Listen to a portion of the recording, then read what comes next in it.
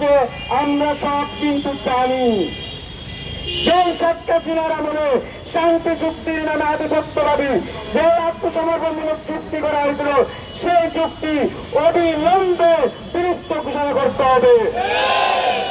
আমরা যেমন হাসিনাকে পেয়েছি তার আধিপত্যবাদী তার আত্মসমর্পণমূলক সব চুক্তিকে অতি শীঘ্রই ভেঙে দিতে হবে।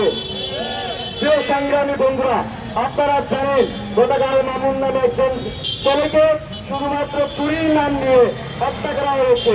সেই জন চুরিও করে হত্যা করার তার গায়ে আঘাত করার কোন অধিকার কারণ নেই। যদি এই রাষ্ট্রকে অপরাধ করে তার বিচার রাষ্ট্র করবে। আমরা আরো জানিয়ে দিতে চাই, যদি আমাদের ভূখণ্ড নিয়ে কোনো ষড়যন্ত্র হয়, কোন ভিয়েতনাম জম্মুনের নাম নয়, যারা এই ষড়যন্ত্র করবে তাদেরকে রুখে দেওয়া হবে। আমরা একবার রক্ত দিয়ে স্বাধীনতা অর্জন করেছি, প্রয়োজন পড়লে আমাদের স্বাধীনতা রক্ষা করতে আবার রক্ত দিয়ে প্রস্তুত আছি। আমরা আমরা পাহাড়ি আদিবাসী নামে কোনো বিভক্তি চাই না।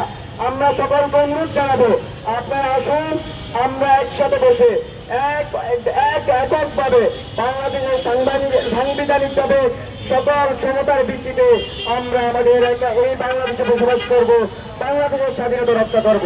বাংলাদেশ জিন্দাবাদ।